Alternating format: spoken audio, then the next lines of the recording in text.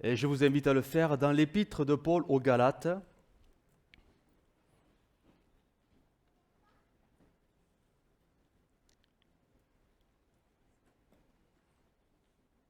Galates, au chapitre 5 et au verset 16,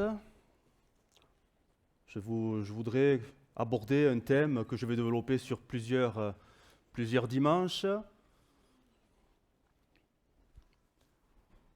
On parle beaucoup de l'esprit, c'est bien, du Saint-Esprit et non pas des mauvais, c'est mieux. Et la Bible en parle abondamment du Saint-Esprit. Et même Jésus présentera que c'est indispensable que nous l'ayons. Et même il dira, il est préférable que je parte, bref, que je vous laisse tout seul, parce que je pourrais vous l'envoyer. Un autre moi-même, dira-t-il. Mais je me dis, est-ce que nous réalisons vraiment ce que le Saint-Esprit voudrait faire au milieu de nous? Est-ce que nous le vivons réellement? Galates 5,16, je vais lire plusieurs versets qui nous parlent de ce que Dieu attend parce qu'il nous a donné l'Esprit pour le vivre. Galates 5,16, je dis donc, marchez selon l'Esprit. La parole vivante, je la cite rapidement, sous la direction de l'Esprit. Et vous n'accomplirez pas les désirs de la chair. Car la chair a des désirs contraires à ceux de l'esprit, et l'esprit en a de contraires à ceux de la chair. Ils sont opposés entre eux, afin que vous ne fassiez point ce que vous voudriez. Si vous êtes conduits par l'esprit, vous n'êtes point sous la loi. Si, et seulement si, vous êtes conduits par l'Esprit, vous n'êtes plus sous la loi. Nous complétons avec le verset 24. Ceux qui sont à Jésus-Christ ont crucifié la chair avec ses passions et ses désirs. Verset 25. Si, et seulement si, nous vivons par l'Esprit, marchons aussi selon l'Esprit. Je vais relire le verset 25 dans la parole vivante. Il va s'afficher. Puisque l'Esprit est la source de notre vie, laissons-nous aussi conduire par lui. Suivons ses indications et agissons comme il le désire, etc. Laissons-nous conduire par le Saint-Esprit, suivons ses indications et agissons comme il le désire. Amen. Je ne vous sens pas convaincu, on va continuer avec Romains 8, verset 9. Romains 8, verset 9.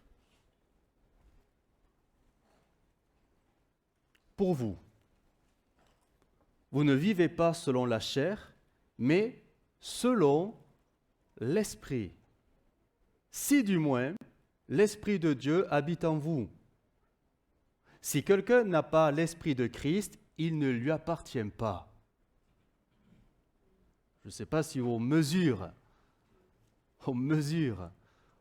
la portée de ce verset, nous qui nous revendiquons être enfants de Dieu, on le chante et on le chante et on le chante, mais ce n'est pas sûr que le Seigneur nous voit comme des fils et des filles réellement adoptés selon l'Esprit, parce qu'on ne marche pas selon l'Esprit. Je relis ce verset dans Parole vivante, il va s'afficher. Vous n'êtes plus au service de vos penchants naturels. Là, vous pouvez dire Amen. Ouais, je sais bien, pas évident, hein. Les penchants naturels, ils nous font tomber, hein. Vous n'êtes plus au service de vos penchants naturels. Vous vivez, alors les mots sont très forts, vous vivez sous le contrôle de l'Esprit de Dieu. vous suivez ses injonctions. Le mot est encore plus fort. C'est plus indication, injonction. Quand on sait ce que ça veut dire, ça rigole plus. Si du moins, le Saint-Esprit a fait sa demeure en vous. Évidemment, si quelqu'un n'a pas l'Esprit du Christ en lui, il ne fait pas partie des siens. Ce n'est pas... Ah, ça ne s'affiche pas. Parce que là, c'est quand même notoire, la fin de phrase, ce n'est pas un vrai chrétien. Waouh! Peut-on dire que du haut des cieux, le Seigneur, quand il nous regarde, il voit les vrais et les faux chrétiens? C'est dur, hein? C'est très dur. Parce que finalement, le chrétien, par définition, c'est celui qui croit. Ben oui, je crois en Dieu, c'est bien. Et je crois même que Jésus est mort pour mes péchés, c'est bien. Et je crois même que je suis pardonné de tous mes péchés, c'est très bien. Mais avec tout ça, est-ce que tu vis selon l'Esprit? Et là, on s'aperçoit que nos penchants naturels nous ont fait tomber, on ne s'en est jamais encore relevé. Hein. Ils nous dominent. Hein. Alors les expressions, il y en a 5, on les a toutes lues. Marcher selon l'Esprit, marcher sous la direction de l'Esprit, être conduit par l'Esprit, vivre selon l'Esprit, vivre sous le contrôle de l'Esprit en suivant ses indications et ses injonctions. Il y en aurait d'autres, mais tout ça nous met devant l'évidence, je suis enfant de Dieu, je fais plus ce que je veux. Waouh! Ah oui. Romains 8, 14 résume cette pensée, elle va s'afficher. Romains 8, 14. Tous ceux qui sont conduits par l'Esprit de Dieu sont fils de Dieu. Vous voyez combien des fois on est très restrictif, hein? On se dit il suffit d'y croire, il suffit de se faire baptiser, à la rigueur, je fais l'effort, et ça y est, je suis enfant de Dieu. La Bible va beaucoup plus loin. Hein? Tous ceux qui sont conduits par l'Esprit de Dieu seront fils de Dieu. Parole vivante, va s'afficher. Tous ceux qui se laissent diriger par l'Esprit de Dieu sont fils de Dieu. Tous ceux qui se laissent diriger, se laissent faire, ne résistent plus. Tous ceux qui finalement s'abandonnent. Tous ceux qui ont compris qu'il fallait ne plus s'opposer, résister. Ce qu'on fait naturellement. On le fait naturellement. Notre chair le fait naturellement. Et pourquoi? On l'a lu. Parce que notre chair a des désirs contraires à ceux de l'esprit. Celui qui me dirait le contraire, je vais lui expliquer qu'il n'a pas tout à fait bien compris la chose. Si tes désirs charnels sont conformes à ceux de l'esprit, alors là, il y a un gros problème. Un sérieux problème. L'esprit aura toujours des désirs contraires. Toujours. Sinon, il faut arracher la page. Hein. C'est pour ça que c'est si dur de s'abandonner, de se soumettre. Pourtant, on le veut tous, faire la volonté de Dieu. On veut se laisser guider par le Saint-Esprit. Mais quand il commence à prendre la direction, dans telle ou telle situation, c'est là que on résiste un peu. Et peut-être qu'on ne s'en rend pas compte, mais on est dans la résistance. Dans la résistance. Sans vie de l'Esprit, sans action de l'Esprit, je ne peux pas me considérer comme un enfant de Dieu, dira l'apôtre Paul. Nous le croyons. Sans réelle vie de l'Esprit, je pense qu'on peut même aller jusqu'à dire qu'il n'y a pas de vie de Christ. S'il n'y a pas de vie de Christ, il n'y a pas de nouvelle naissance. S'il n'y a pas de nouvelle naissance, il n'y a pas de salut. Il ne restera que la religiosité. Et je crois que la définition du religieux évangélique pentecôtiste, c'est ce que nous avons lu, c'est un faux chrétien. Le vrai chrétien sera celui qui a le salut, parce qu'il est né de nouveau, il a la vie de Christ, donc il a une vie de l'Esprit, et c'est l'Esprit qui le conduit.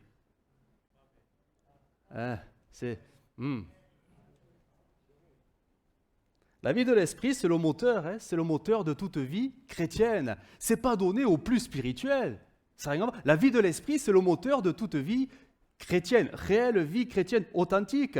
Et s'il n'y a pas ce moteur, ben, je suis un religieux.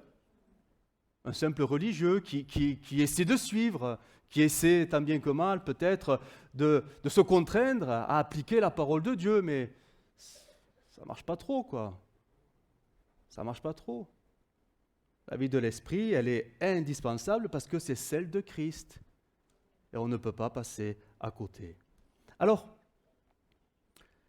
quand on regarde de près la vie de l'esprit, ou selon l'esprit, et c'est ce qu'on va faire ce matin, de très près, on peut constater que la vie de l'esprit, elle se traduit dans la vie de tous les jours par, j'en ai compté au moins trois façons de marcher, trois façons d'avancer avec le Seigneur, trois façons qui, elles sont normales, aucune est coupable, mais elles sont normales que dans la mesure où elles sont temporaires. On n'est pas appelé à rester dans une façon très particulière. Il faut grandir. La vie de l'esprit, par définition, c'est une croissance. Il faut qu'elle grandisse. Et plus on grandit dans la vie de l'esprit, et plus on marche mieux, de mieux en mieux, et même de plus en plus vite. Alors, je voudrais voir ces trois formes de marche. La première, vous allez voir, c'est la marche à quatre pattes. Ben oui, on l'a tous fait, hein. Quand on était des bébés, des enfants, tout jeunes enfants. Ben spirituellement, on peut être des bébés spirituels. Est-ce que c'est un péché? Ça dépend. Ça dépend. À un moment donné, ben c'est normal. Mais au bout d'un moment, ça devient anormal. On va le voir, les bébés spirituels. Après, il y a la croissance, du moins c'est souhaitable. On va dire que l'enfant va commencer à se redresser, il va grandir, il va même sauter partout. Je vais les appeler, les ados. Les ados, alors, il y a ceux qui sont hyper, ils sont partout, et ceux qui sont complètement d'une passivité totale, mais on va prendre les hyperactifs. Ils sont partout. Et heureusement qu'on n'est pas appelé à rester des ados. Non, il faut sortir de la crise. Et on va devenir des adultes spirituels. Et même la Bible parlera de cette catégorie d'adultes qui avancent tellement vite qu'ils sont considérés comme des athlètes spirituels. Tout ça, on va le voir d'une manière un peu particulière au travers de 3 sacrifices. Chaque sacrifice, on va en tirer quelques enseignements, vont représenter les particularités de cette croissance. Allez voir, c'est simple. La première marche, celle des bébés spirituels, la marche à 4 pattes, je vais essayer de l'illustrer au travers d'un sacrifice qu'on connaît tous, celui d'Abraham. Abraham, bien sûr qu'il n'est pas allé jusqu'au bout du sacrifice, mais il était prêt à le faire. Et Dieu a vu qu'il était prêt. C'est Genèse 22, 1. Je vais lire que quelques versets pour resituer un peu la teneur, les conditions, le contexte de ce sacrifice. 22, 1. Après ces choses, Dieu mit Abraham à l'épreuve et lui dit, Abraham. Il répondit, me voici. Dieu dit, prends ton fils, ton unique, celui que tu aimes, Isaac.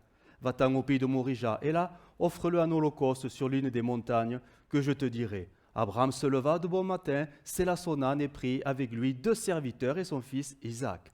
Il fendit du bois pour l'holocauste et partit pour aller au lieu que Dieu lui avait dit. 3 jours après, verset 9.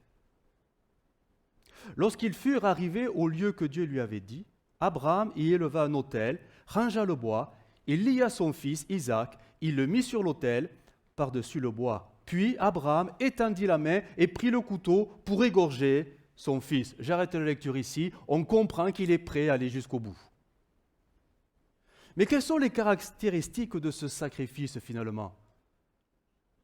Quand on analyse le texte, on peut dire que c'est un sacrifice, mais qui est purement le reflet de l'obéissance d'Abraham. Il est totalement soumis à la parole de Dieu. On ne voit pas Abraham essayer de faire changer d'avis Dieu, d'essayer j'ose dire, de marchander. Vraiment celui-là, pas l'autre.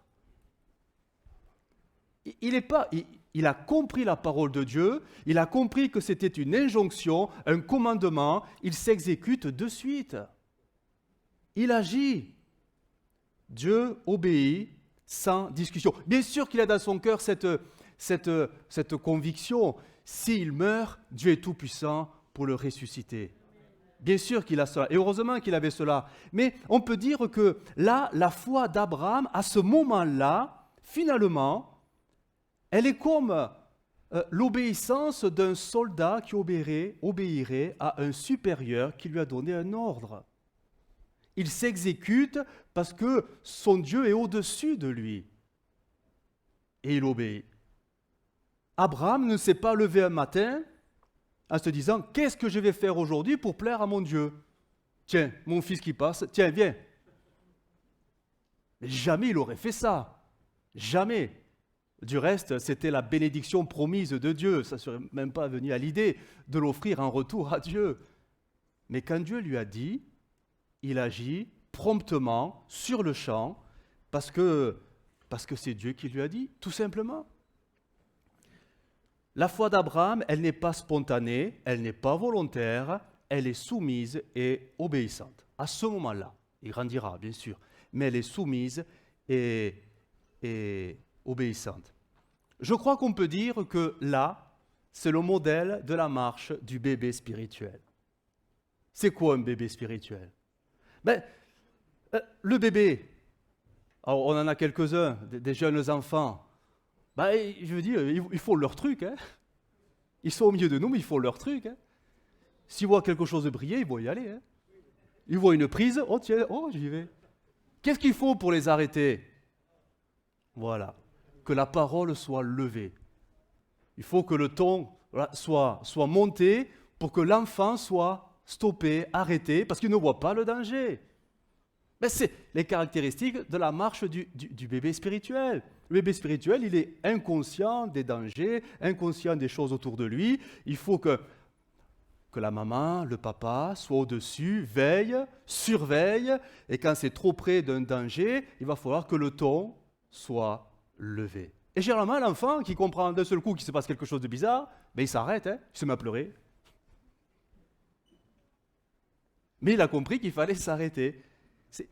Mais pour nous qui sommes oui bien sûr des chrétiens spirituels, mais nous qui sommes parfois des bébés spirituels, ou peut-être pas dans toute la vie chrétienne, mais dans des domaines, on se comporte parfois comme des bébés. Je m'explique, c'est-à-dire que, en fait, si Dieu ne dit rien, soit on fait rien, immobilisme, passivité, ou alors on fait d'une manière inconsciente un peu les choses. Et il va falloir que Dieu se fasse entendre d'une manière un peu particulière pour que notre attention soit attirée et qu'on commence à réfléchir.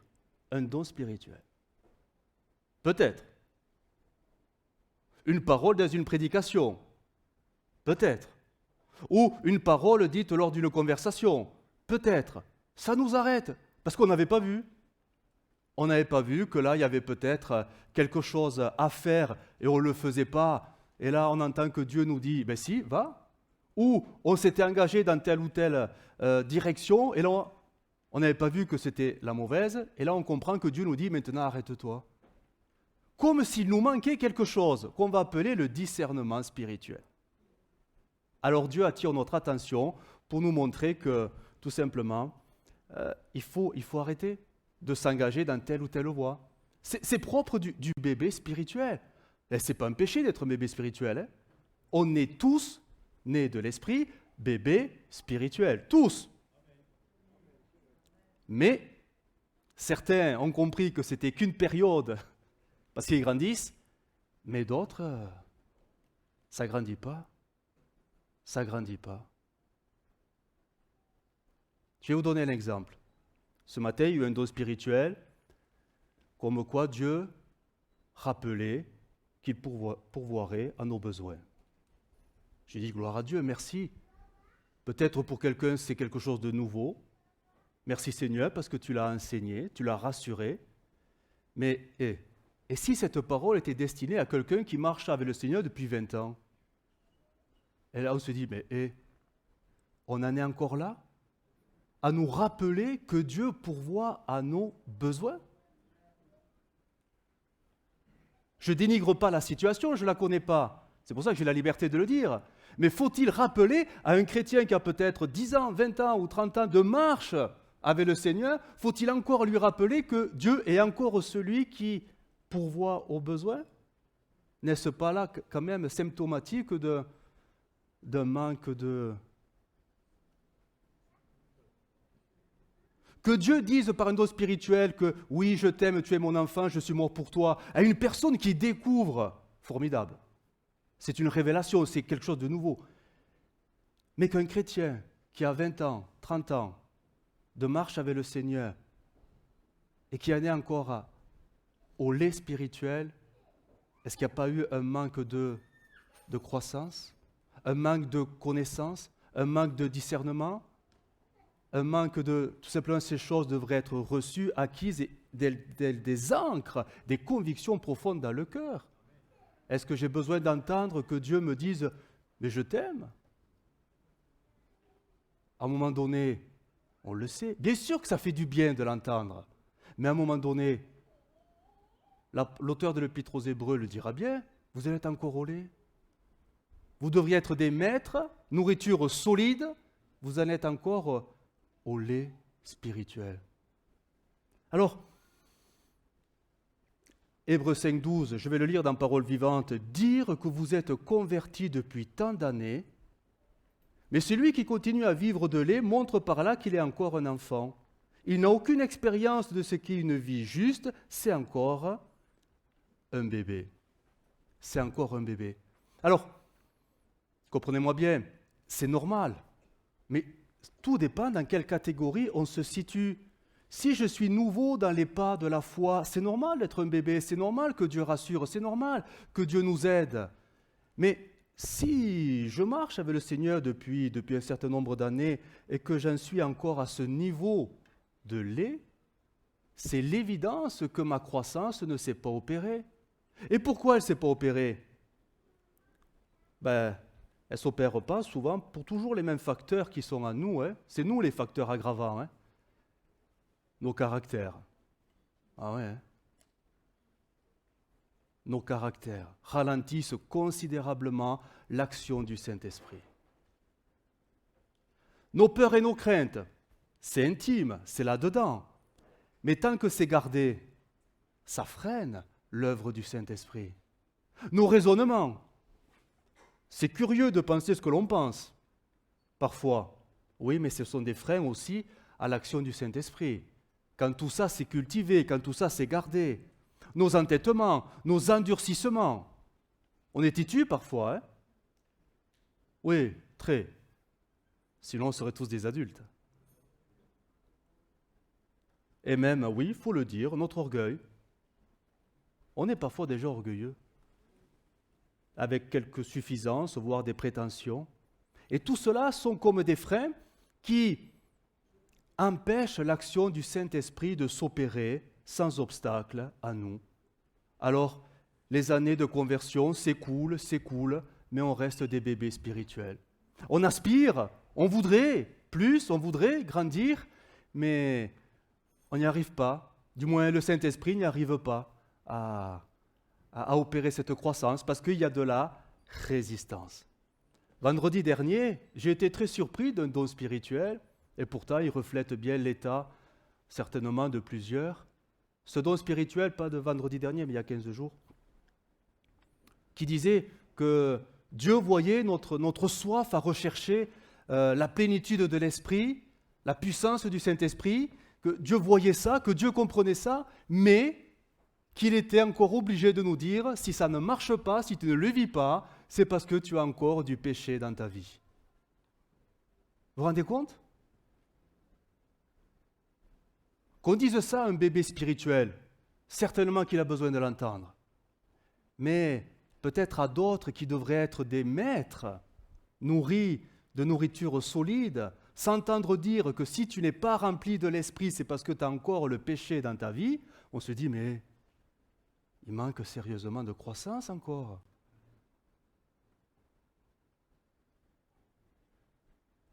Alors oui, il y a des bébés spirituels. Ce n'est pas leur faute, quoique, mais ça leur appartient de changer en revenant à la croix et en surtout se laissant faire par le Saint-Esprit. Tout bébé spirituel n'est pas appelé à rester des bébés spirituels. On y passe tous, mais il faut grandir. Et comment fait-on pour grandir? L'apôtre Paul le dira, en se dépouillant du vieil homme. Vous voyez? Tant que tu ne passes pas par là, tu resteras un bébé spirituel. Se dépouiller de soi-même, du vieil homme. C'est indispensable. Vous êtes d'accord avec tout ça? Parce que j'en ai deux encore dans les cartons là. Allez, je les amène. Deuxième sacrifice pour illustrer les ados. Il y a des ados ici? Les spirituels. Alors, je voudrais l'illustrer par le sacrifice de Jephthé. Vous voyez Jephthé? Il est curieux ce personnage. Et moi, ce qui me trouble, c'est de lire en plus qu'il était rempli de l'esprit, le bonhomme. Et il va faire quelque chose de fou. Mais quelque chose, Juge 11, 29. Ce n'est pas l'esprit qui le conduit dans ça, mais ce n'est pas possible. Juge 11, 29. L'esprit de l'Éternel fut sur Jephthé. Il traversa Galade et Manassé, il passa à Mispé de Galade, et de Mispé de Galade, il marche contre les fils d'Amnon. Jephthé fit un vœu à l'Éternel et dit, si tu livres entre mes mains les fils d'Amnon, mais là, je sais pas, il aurait dû tomber de son cheval, de son âne, mais il aurait dû s'arrêter, mais jusqu'où il va? Ce n'est pas l'esprit qui lui dit de dire ça. Si tu livres entre mes mains les fils d'Amnon, quiconque sortira des portes de ma maison au-devant de moi. Non mais déjà, un peu de réflexion. Il a combien d'enfants, le bonhomme? Il a que une fille. Mais il le sait quand il n'a qu'une fille. Il se doute bien que s'il revient victorieux, il ne va pas être accueilli par ceux qui sont proches de lui. Je veux dire, ça paraît évident. Bon, bref. Quiconque sortira des portes de ma maison au-devant de moi, à mon retour, de chez les fils d'Amon, sera consacré à l'Éternel, et je l'offrirai en sacrifice. Et le bonhomme est rempli de l'esprit. Comme quoi, parenthèse, on peut être rempli de l'esprit et faire les plus grosses bêtises. Ah oui. Verset 34. La victoire est donnée. Jephthé retourna dans sa maison. Ben oui, ça devait arriver. Et voici sa fille, sortie au-devant de lui, avec des tambourins et des danses. C'était son unique enfant. Il n'avait point de fils et point d'autre fille. Dès qu'il la vit, ben oui, il déchira ses vêtements, etc., etc. Caractéristique de ce sacrifice, contrairement à celui d'Abraham, celui-là, il est spontané, un peu trop, volontaire, un peu trop, impulsif, totalement, voire même, je dirais, fougueux. Il va trop loin. Est-ce que Dieu lui a dit quelque chose? Est-ce que Dieu lui a dit, si je te donne la victoire, tu m'offriras un sacrifice? Non! Il a pourtant l'esprit, mais il n'a aucune consigne de l'esprit. Dieu lui dit rien.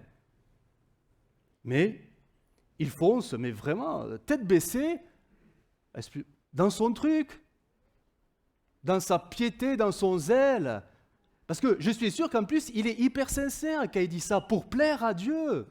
Je ne remets pas en cause la sincérité de son cœur, de vouloir plaire à Dieu en offrant ce sacrifice. Mais il est allé trop loin. Est-ce qu'il a mesuré la portée de ses paroles? Il semblerait que non. Parce que quand il verra sa fille arriver, il va presque lui reprocher « Ah, tu fais tout mon malheur, ma fille !» Mais quand même.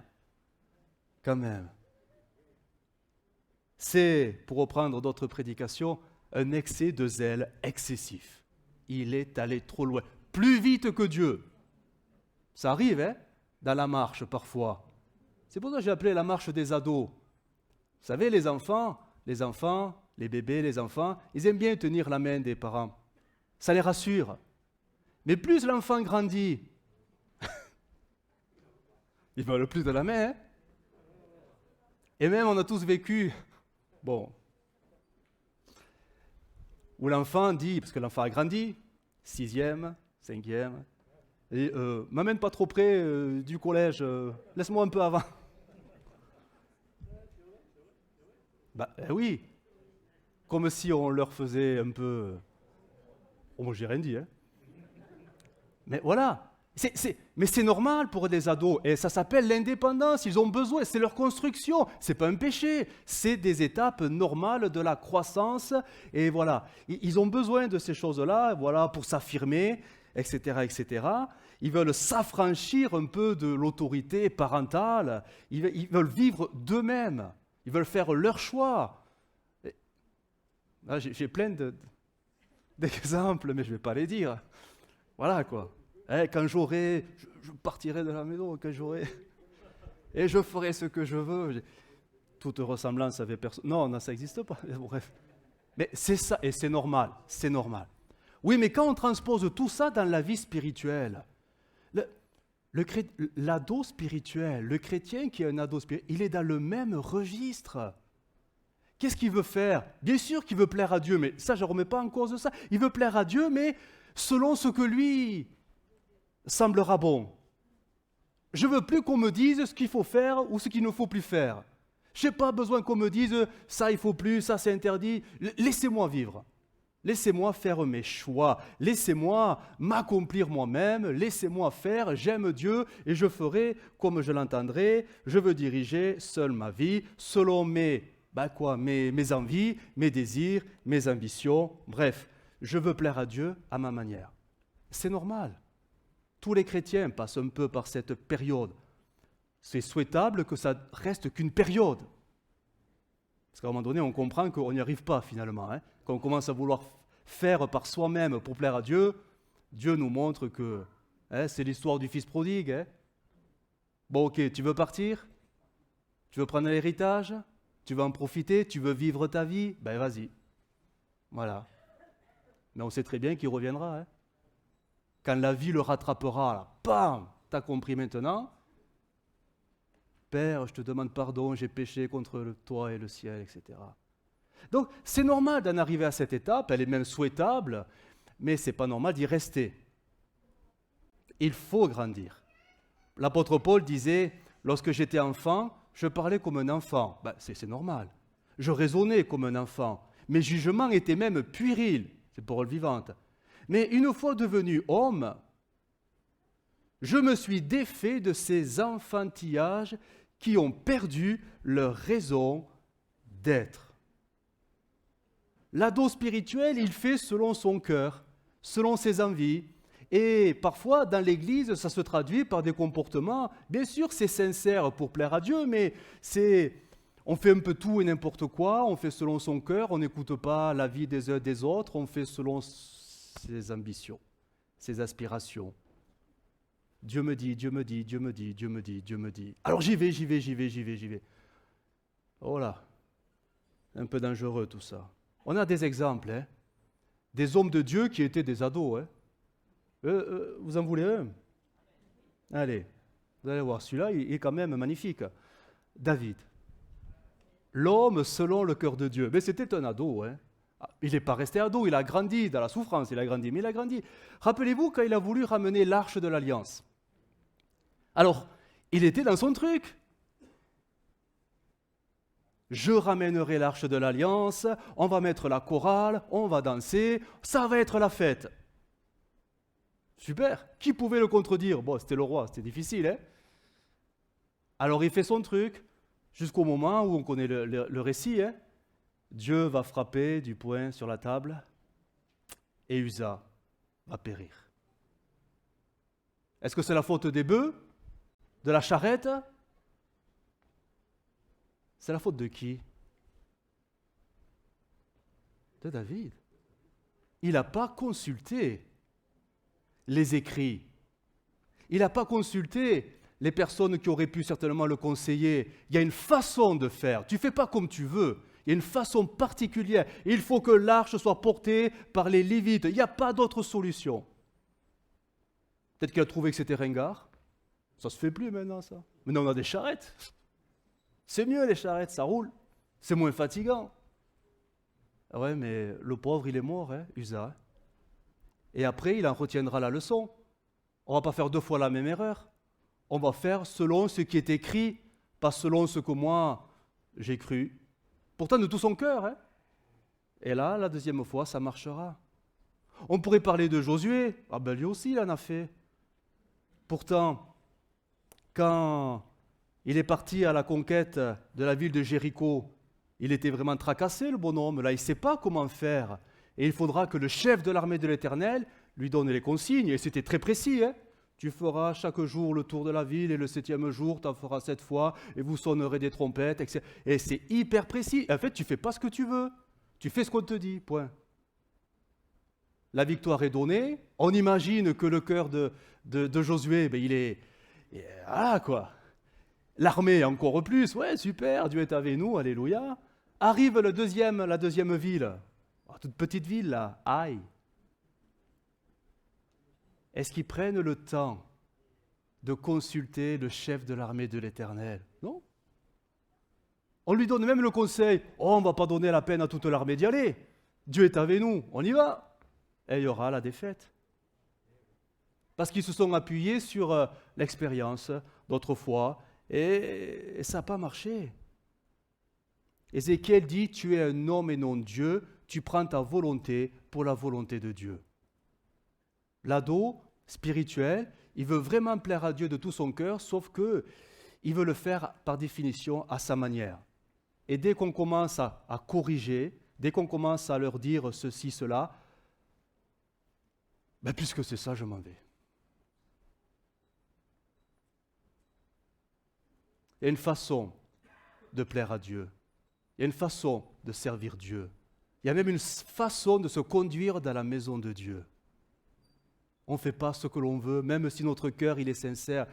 Non. La sincérité ne remplacera jamais les conditions que Dieu a fixées. Nous sommes des adorateurs en esprit et en vérité. Où vous avez vu qu'il était question de sincérité? Où j'ai vu écrit qu'au nom de la sincérité, je peux faire ce que je veux devant Dieu?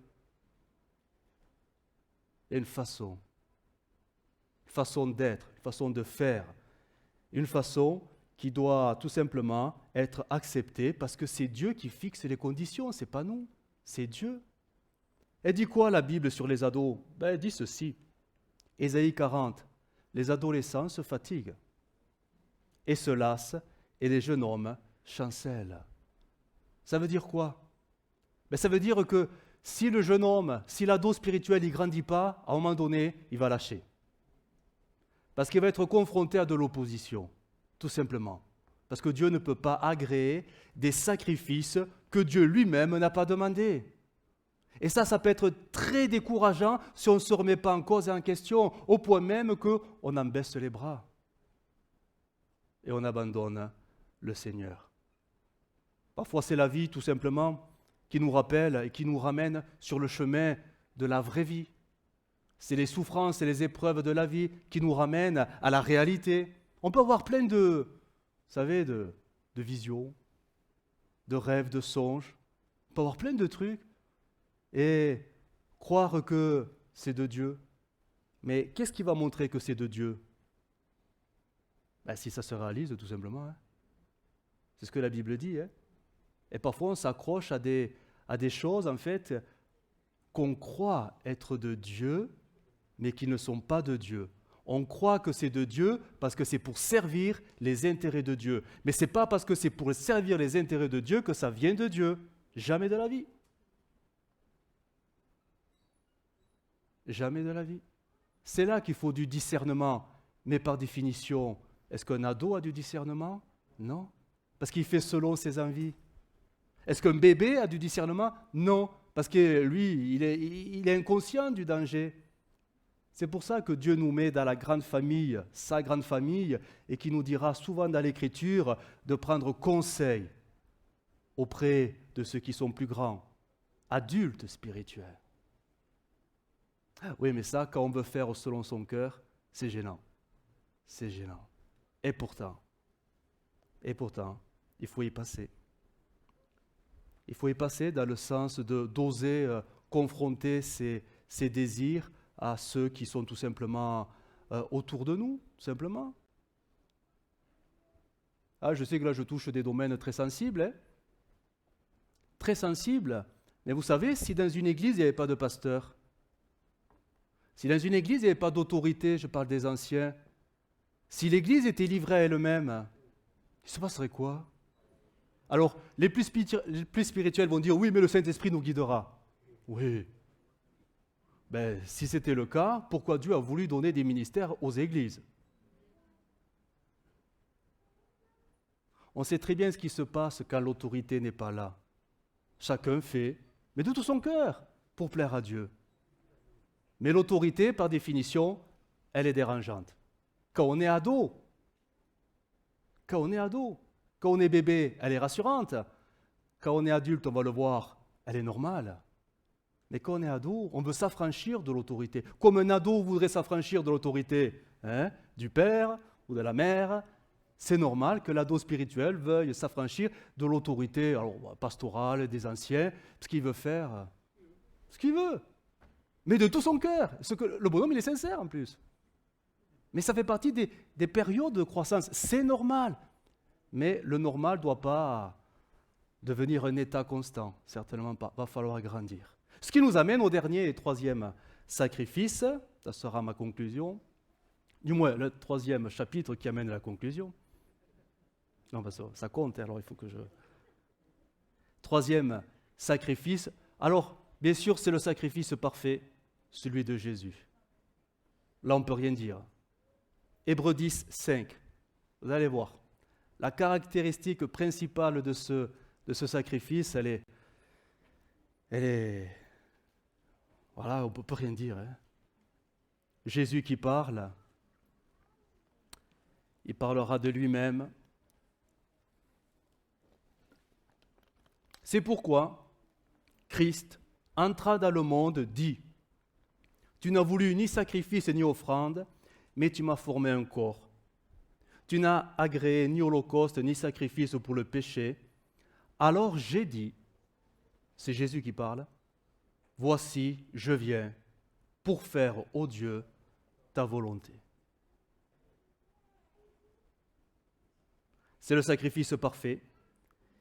Mystérieux, mais vraiment mystérieux parce que dans ce sacrifice, Christ, Fils de Dieu, Dieu de toute éternité, le Je suis, il est autant l'agneau immolé que le destinataire du sacrifice. Parce qu'il est Dieu. Bien sûr, il a fallu l'incarnation pour que Dieu, le Fils de Dieu, devienne homme pour qu'il puisse mourir. Mais pourquoi doit-il mourir? Parce qu'on est sympathique? Pour apaiser et calmer la colère du Père, de Dieu. Dieu meurt pour calmer sa propre colère. Si on fait abstraction de la Trinité avec les trois personnes, Dieu meurt lui-même pour calmer sa propre colère. On est mieux servi que par... Qui pouvait faire ça? Qui pouvait remplacer ce sacrifice? Personne. Personne.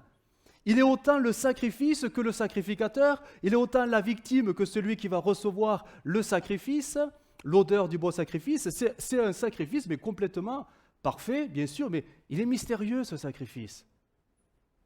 En fait, ce qu'on peut en retenir, c'est que celui qui fera au mieux l'œuvre de Dieu en nous, finalement, c'est Dieu lui-même. Quand on a compris ça, on grandit. Quand je comprendrai que l'œuvre de Dieu en moi ne peut se faire qu'avec Dieu, là j'ai fait tomber les choses de l'enfant, je fais tomber les choses de l'ado, je commence à grandir, je comprends que c'est Dieu qui fait tout. C'est tout. Moi, ma part sera surtout, empêche-moi, Seigneur, de te résister. Je veux me laisser faire entre tes mains. Philippiens 1,6, il va s'afficher, nous le dit d'une manière très simple. Hein. Philippiens 1,6, je suis persuadé que celui qui a commencé en vous cette bonne œuvre la rendra parfaite pour le jour de Jésus-Christ. Si c'est Dieu qui l'a commencé, c'est Dieu qui la finira. Toi, au milieu, tu te laisses faire. Mais c'est le plus dur. Parole vivante, je le relis, s'affichera. Le Seigneur achèvera son œuvre. J'ai confiance en lui. Il la développera, la complétera et la rendra parfaite pour le jour du retour de Jésus-Christ. Il la développera, il la complétera et il la rendra parfaite. Où avons-nous vu ou cru que Dieu avait besoin de nous? Seigneur, laisse-moi t'aider, moi je sais gérer, je me connais bien. Ça c'est propre à l'ado, parce qu'il veut faire bien, mais c'est pas comme ça qu'on fait, c'est en se laissant faire. Je vais relire quelques textes, on les a lus en introduction, mais j'en fais que lecture. Tous ceux qui se laissent diriger par l'Esprit de Dieu sont fils de Dieu. Voyez, se laisse diriger. C'est la forme passive de la phrase. Se laisse diriger. Galates, laissons-nous aussi conduire par le Saint-Esprit. Suivons ses indications et agissons comme il le désire. Laissons-nous conduire. C'est passif. Romains 8, vivez sous le contrôle de l'Esprit et suivez ses injonctions. Vivre sous le contrôle de l'Esprit. Je crois que nous perdons beaucoup de temps, voire même des années, en lui résistant. On ne voudrait pas, mais on résiste à l'action du Saint-Esprit. Quand le Saint-Esprit veut nous remplir, veut nous saisir, quand il veut faire quelque chose de particulier, bien souvent on se braque. Parce qu'on sait très bien que l'action du Saint-Esprit sera pour nous amener un peu plus loin. Et ça nous fait peur. Ça nous fait peur parce qu'on veut garder le contrôle. Alors c'est une chose de chanter « Je m'abandonne, je veux mieux te connaître », mais le vivre réellement dans la vraie vie chrétienne, c'est un combat. C'est un combat. Et ce combat, il n'est pas gagné par tout le monde parce qu'on laisse soit le bébé spirituel triompher, ou l'ado spirituel triompher, alors qu'on devrait se dépouiller de ces choses-là pour devenir des adultes. La Bible dit des hommes faits, des hommes accomplis, des hommes qui sont travaillés de l'intérieur, comme l'image du potier forcément, qui façonne le vase selon sa convenance, en mettant les mains comme il veut pour donner la forme comme il le veut. Alors, pourquoi la marche selon l'Esprit sera beaucoup plus efficace que la marche par nos propres forces, comme des bébés ou comme des ados? Pourquoi? En fait, c'est assez simple, parce que l'Esprit nous connaît mieux que nous-mêmes. Simplement. Il nous connaît mieux que nous-mêmes. Il sait parce qu'il sonde nos profondeurs. Il sait quand nous sommes prêts à faire les choses ou à ne pas faire les choses. Il sait quand nous sommes prêts à renoncer ou à abandonner telle ou telle peut-être activité ou telle fréquentation. Il sait les choses. Il voit beaucoup plus loin que nous. Il sait si nous sommes prêts à un sacrifice volontaire ou pas. Il sait si nous sommes enfin prêts à mourir dans tel ou tel domaine à nous-mêmes. Il le sait. C'est pour ça que parfois, des fois on est allé plus vite que le Seigneur, plus vite que le Saint-Esprit. On a été des ados, quoi. On s'est imposé une forme d'auto-sanctification, d'auto-consécration. Vous savez, j'en parlais avec ma chère et tendre épouse. Parfois, une des erreurs flagrantes dans la vie chrétienne, au début, c'est de tout jeter. Ouais. On jette tout parce que ça vient du monde. Le disque d'un tel chanteur, je ne sais pas, on ne va pas citer de... Voilà. Je ne parle pas des vies métal et de hard rock. Je ne sais pas, voilà, on ne va pas citer le chanteur, parce que encore... Voilà, c'est du monde, je jette. Telle littérature, c'est du monde, je jette. La télé, c'est du monde, je jette. Mais en fait, on le fait pourquoi? On le fait parce qu'on nous le dit. Tu devrais jeter ça. Ça, c'est pas bien, tu sais. Alors que nous, en fait, on ne sait pas. On découvre les choses de la vie chrétienne. On ne sait pas que c'est mal. On n'a pas vu le mal là-dedans. Mais comme on nous le dit, on le fait. Et parfois même des prédicateurs le prêchaient. Il faut se dépouiller des choses du monde. Alors on brûle tout. On a telle situation professionnelle. Ah, c'est vrai, les collègues, ils ne parlent pas bien. Je démissionne, de peur de me souiller. Je commence à rompre les liens familiaux parce qu'ils ne sont pas au Seigneur, les autres. Mais on le fait parce qu'on nous dit de le faire. Aucune conviction, rien. Mais on le fait parce qu'on nous dit, on nous l'a présenté comme ça. Et parfois, et bien souvent, quand on en est là, on vit mal la vie chrétienne. On le fait parce qu'on se sent obligé de le faire pour plaire à Dieu, mais en fait, il n'y a aucune conviction à faire la chose. On se force à la faire, on se contraint à la faire pour essayer de ne pas déplaire à Dieu. Non? Non, si. Ouais.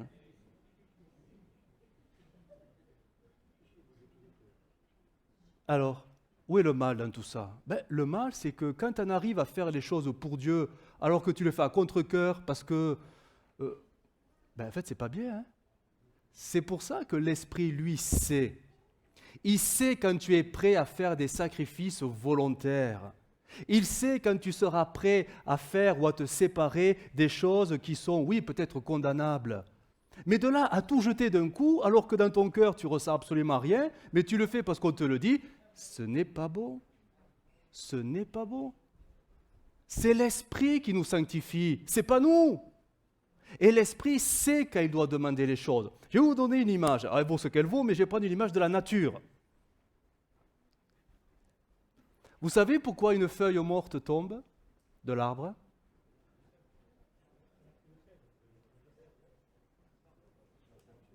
Il n'y a pas de piège. Hein? Parce que alors je vais le dire plus simplement. Hein? Parce qu'elle est morte. Oui, elle n'a plus de sève. Elle est morte. Et tu n'as pas besoin d'aller au pied de l'arbre et d'arracher toutes les feuilles. Hein? Laisse-les mourir. Elles tomberont toutes seules. C'est un processus normal. Le vent passera, la feuille tombera. Toi, tu ramasses après. La sanctification de l'Esprit, c'est quand le Saint-Esprit le fait tout seul de l'intérieur. Tu verras que les choses qui, certes, ne plaisent pas à Dieu, tomberont d'elles-mêmes. Quand le souffle passera, les choses tomberont d'elles-mêmes. C'est important. Je dis ça parce que on a parfois au milieu de nous des personnes nouvelles qui découvrent les choses et parfois, nous qui nous pensons être de bons conseils, parfois, on se jette un peu sur eux et leur dit, tu sais, ça, il ne faudrait plus. Ça, il faudrait arrêter. En fait, tout ce qu'il ne faudrait pas faire, on le fait. Mais on le fait avec des bonnes intentions. Laissez faire l'Esprit. C'est lui qui touche les cœurs. C'est lui qui sanctifie les cœurs. Et c'est lui qui fait mourir en nous les œuvres de la chair. Faites mourir par l'Esprit les œuvres de la chair. Ça veut dire que quand ça va arriver, tu ne résistes pas. Mais après, c'est l'Esprit qui le fait. Et les choses vont tomber d'elles-mêmes. Ces œuvres charnelles qui sont mortes vont tomber. Mais tant que ce n'est pas mort, n'arrache pas le truc, hein, parce que tu le vivras mal. Et même, tu peux avoir le retour. Si tu te contrains à vivre les choses parce qu'on te le dit, vous savez, chasser le naturel, et ça reviendra très vite au galop. Mais laissez l'Esprit faire, et ça meurt une bonne fois pour toutes. Et ça porte un fruit nouveau à la place. Notre part, finalement, bien sûr, c'est de ne pas rester passif, mais c'est de rechercher cette vie de l'Esprit. Elle est là, notre part. De rechercher cette vie de l'Esprit, cette plénitude de l'Esprit. Ça, c'est le culte personnel quotidien. Chercher les choses d'en haut. Chercher les choses d'en haut. Et quand elles vont arriver, de se soumettre, de laisser faire, de ne plus résister, pour que l'Esprit nous porte tout simplement là où il veut nous amener. La vie chrétienne, c'est d'étape en étape. Ce n'est pas une croissance comme ça, d'un seul coup. C'est des étapes qui se vivent au rythme du Saint-Esprit. Le Saint-Esprit n'est absolument pas dans le forcing, dans l'impératif. Il n'est pas dans l'impulsion, il n'est pas dans la fougue. Il va au rythme de chacun. C'est pour ça qu'on grandit tous différemment. Et je ne peux pas caler ma croissance en l'imposant à quelqu'un, certainement pas. Ça lui ferait du mal peut-être. Mais on est tous, on est des enfants de Dieu, mais tous tellement individuels.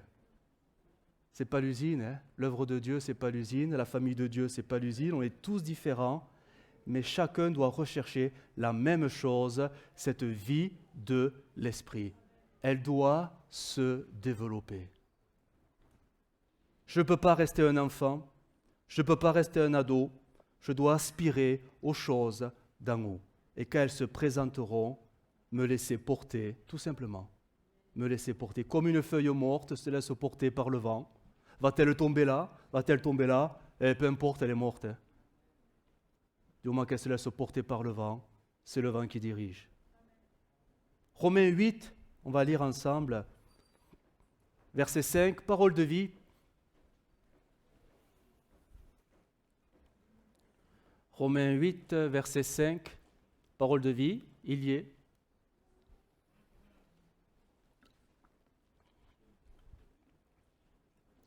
Romains 8, verset 5, en parole de vie.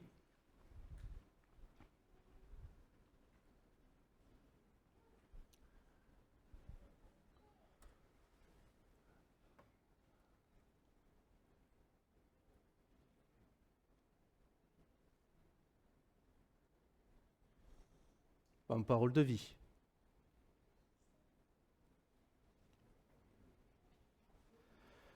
Je lis le texte. Ceux qui suivent leur façon de voir obéissent à leurs désirs humains. Mais ceux qui suivent l'Esprit Saint obéissent à ce que l'Esprit désire. Quand quelqu'un suit ses désirs humains, il va vers la mort.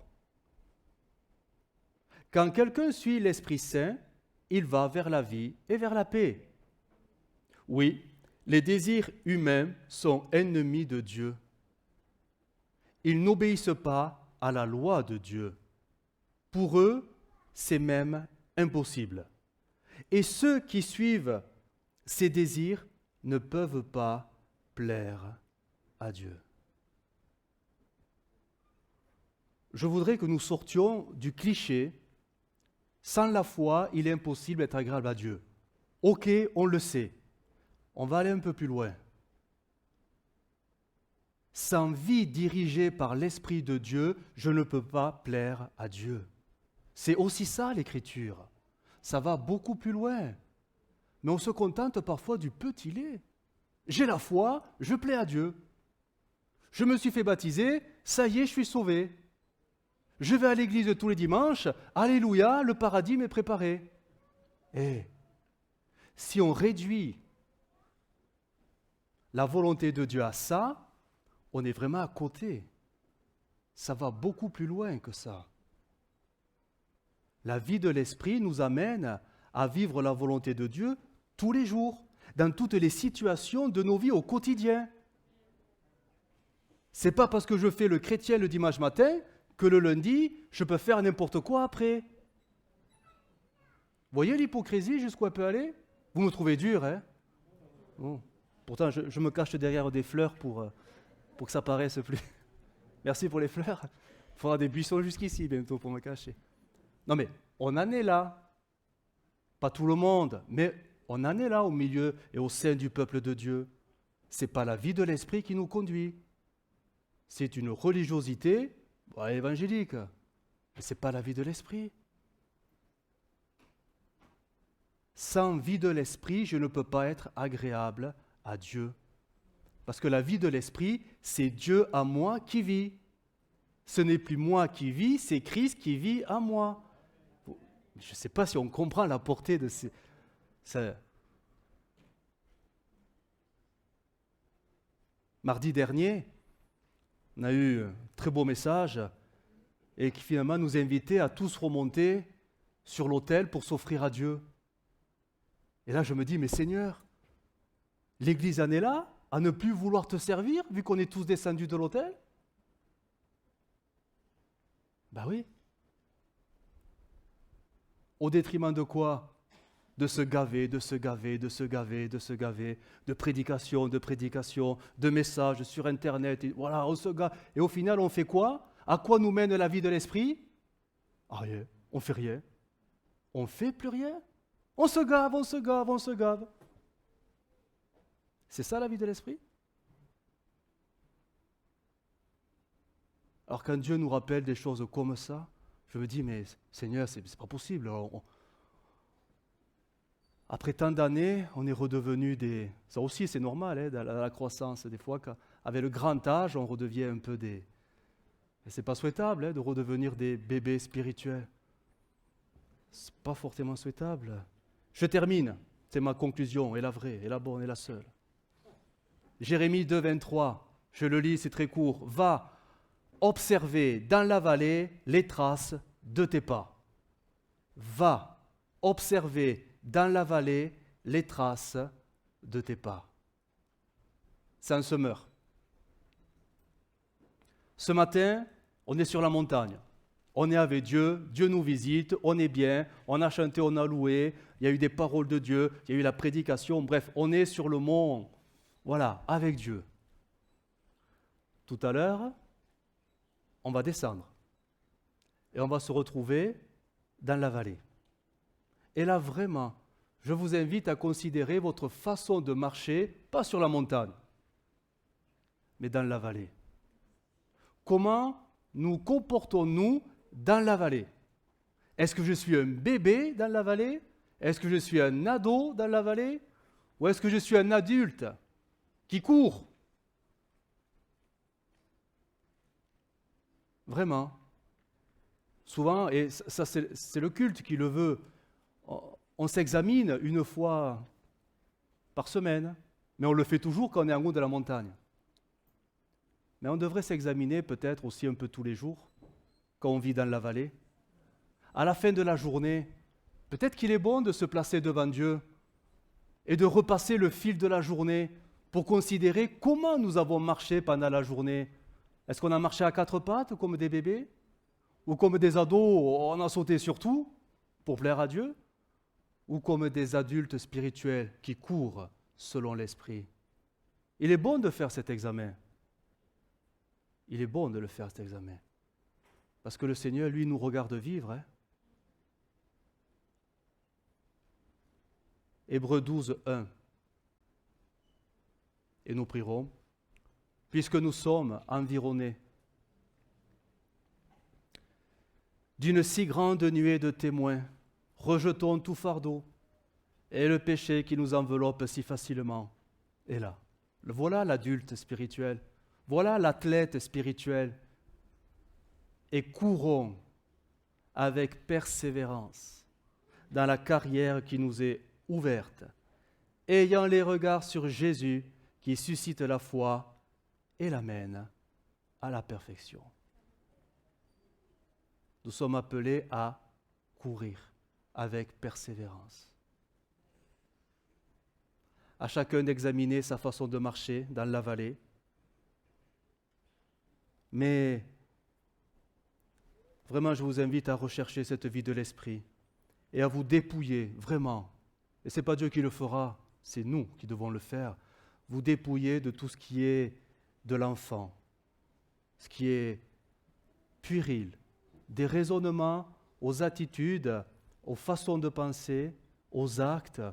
On a beaucoup de choses qui sont de l'enfant, de l'ado. La Bible nous dit que c'est en nous dépouillant que nous parviendrons à l'image parfaite de la stature de Christ. Trop d'années ont été perdues pour plusieurs. Il est temps de racheter le temps. Vraiment. Allez, on va prier le Seigneur. Nous te bénissons, Jésus. Merci pour ta parole qui nous enseigne, qui nous éclaire, qui nourrit, qui nous montre. Seigneur, pourvu que cela ne soit pas une parole de plus oubliée, qui tombe à terre. Que par ton esprit, tu puisses la graver dans nos cœurs, parce que nous avons tous besoin de croissance. Nous avons tous besoin de grandir. Nous avons tous besoin de nous défaire des choses de l'enfant, afin que l'image de Christ prenne réellement forme en nous. Seigneur, tu reviens bientôt. Et tu nous dis que ça, la sanctification, celle de l'Esprit, personne ne verra le Seigneur. Alors Seigneur, garde-nous d'être des résistants. Garde-nous d'être de ceux qui bloquent l'action de l'Esprit. Garde-nous d'être de ceux qui résistent à l'action de l'Esprit. Mais donne-nous soif de la vie de l'Esprit. Donne-nous faim de la vie de l'Esprit. Oui, Seigneur, rallume, s'il le fallait, ce feu de l'Esprit en chacun, que nous puissions même en faire un sujet de prière au quotidien. Nous voulons la plénitude de l'Esprit.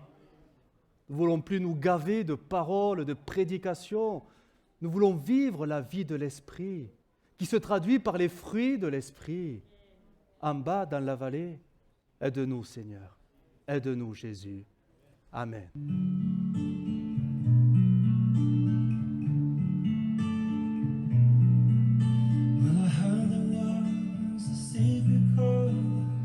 David played and he plays the Lord, but you don't really care for music, do ya?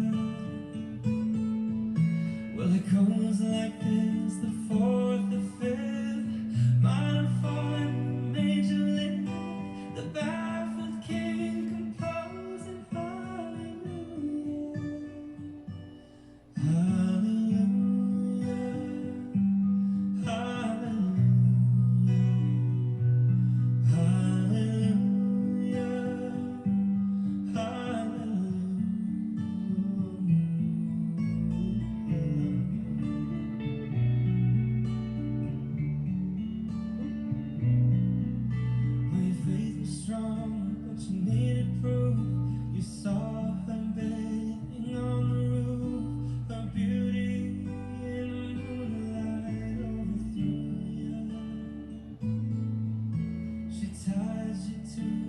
Kitchen chair, she broke your throat as she cut your hair in front